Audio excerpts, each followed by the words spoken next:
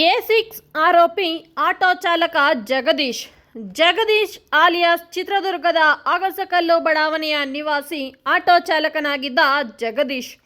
ಈತನ ಪತ್ನಿ ಬಟ್ಟೆ ಅಂಗಡಿಯೊಂದರಲ್ಲಿ ಕೆಲಸ ಮಾಡ್ತಾರೆ. ಮದುವೆಯಾಗಿ 9 ವರ್ಷವಾಗಿತ್ತು. 2 ಮಕ್ಕಳಿದ್ದಾರೆ. ಅಷ್ಟೇ ಅಲ್ದಿರ ಅಪ್ಪ ಅಮ್ಮ ಕೂಡ ಜೊತೆಯಲ್ಲೇ ವಾಸವಾಗಿದ್ದಾರೆ. ದರ್ಶನ್ ಹುಚ್ಚು ಅಭಿಮಾನಿ ಜಗದೀಶ್. ಹಾಗಾಗಿ ತನ್ನ ಇಡೀ ಆಟೋದಲ್ಲಿ ದರ್ಶನ್ ಭಾವಚಿತ್ರವನ್ನು ಅಂಟಿಸ್ಕೊಂಡಿದ್ರು. ಹಿಂದೊಮ್ಮೆ ಈತ ಕೂಡ ದರ್ಶನ್ ಅಭಿಮಾನಿ ಬಳಗದ ಚಿತ್ರದುರ್ಗದ ಅಧ್ಯಕ್ಷನಾಗಿದ್ದ. ಹಾಗಾಗಿ ರಘು ಮತ್ತು ಜಗ್ಗ ಆತ್ಮೀಯ ಸ್ನೇಹಿತರಾಗಿದ್ದರು. ಚಿತ್ರದುರ್ಗದಲ್ಲಿ ದರ್ಶನ್ ಸಿನಿಮಾ ಬಿಡುಗಡೆಯಾದರೆ ಇವರದು ಜಂಟಿ ಕಾರ್ಯಾಚರಣೆ ಸಹ ಮಾಡ್ತಾ ಇದ್ರು. ಇವನು ಹಾಗಾಗಿ ಬೆಂಗಳೂರಿಗೆ ಹೋಗಿ ದರ್ಶನ್ ಭೇಟಿ ಮಾಡ್ತಿದ್ದ.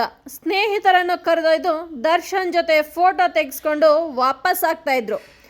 ಚಿತ್ರದುರ್ಗದಿಂದ ರೇಣುಕಾಸ್ವಾಮಿ ಅಪಹರಣದಲ್ಲಿ ಜಗ್ಗನ ಪಾತ್ರವಿದೆ ಅಂತ ಆರೋಪಿಸಲಾಗಿದೆ. ದರ್ಶನ್ ಕರೆಯುತ್ತಿದ್ದಾರೆ, ಬಾ ಹೋಗೋಣ ಅಂತ ಹೇಳಿ ಜಗ್ಗನನ್ನು ರಘು ಕರೆದುಕೊಂಡು ಹೋಗಿದ್ರು. ಮನೆಯಿಂದ ಕಾರಿನವರೆಗೆ ರೇಣುಕಾಸ್ವಾಮಿಯನ್ನು ಅಪಹರಿಸಲು ಜಗ್ಗನ ಆಟೋ ಬಳಸಲಾಗಿದೆ ಅಂತ ಹೇಳಲಾಗ್ತಾ ಇದೆ. ಪಟ್ಟಣಗೆರೆ ಶೆಡ್ಗೆ ರೇಣುಕಾಸ್ವಾಮಿಯನ್ನು ಬಿಟ್ಟು ದರ್ಶನ್ ಅವರನ್ನು ಮಾತನಾಡಿಸಿ ಜಗ್ಗ ಚಿತ್ರದುರ್ಗಕ್ಕೆ ಮರಳಿದ್ದ.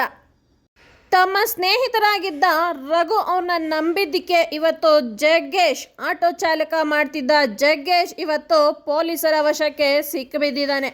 ಇವರು A6 ಆರೋಪಿ ಅಂತ ಸಹ ಖಂಡಿಸಲಾಗ್ತಾ ಇದೆ. ಎಸ್ ಹೌದು, ರೇಣುಕಾಸ್ವಾಮಿ ಶವವನ್ನು ಸಾಗಿಸ್ಲಿಕ್ಕೆ ಜಗ್ಗೇಶ್ ಅವರ ಆಟೋವನ್ನು ಬಳಸಲಾಗ್ತಾ ಇದೆ. ಏನು ಈ ಸುಮ್ಮನಲ್ಲಿ ಫ್ಲೈಓವರ್ ಹತ್ರ ಮೋರಿ ಹತ್ರ ಬಿಸಾಡಿದ್ರು ರೇಣುಕಾಸ್ವಾಮಿ ಶವವನ್ನು ಇವರ ಆಟೋದಲ್ಲೇ ಹಾಕ್ಕೊಂಡು ಬಂದು ಇಲ್ಲಿ ಶವವನ್ನು ಎಸಲಾಗಿದೆ ಅಂತ ಮಾಹಿತಿಗಳ ಪ್ರಕಾರ ಸಿಕ್ಕಿದೆ. ಇವ್ರ ಪಾಡ್ಗೆ ಇವರು ಅಪ್ಪ ಅಮ್ಮನ ಜೊತೆ 2 ಮಕ್ಕಳ ಜೊತೆ ಪತ್ನಿ ಜೊತೆ ಸಂಸಾರ ಮಾಡ್ತಿದ್ದವರು ಆಟೋ ಓಡಿಸ್ಕೊಂಡು ಇವತ್ತು ಜೈಲ್ ಪಾಲಾಗಿದ್ದಾರೆ ವೀಕ್ಷಕರೇ.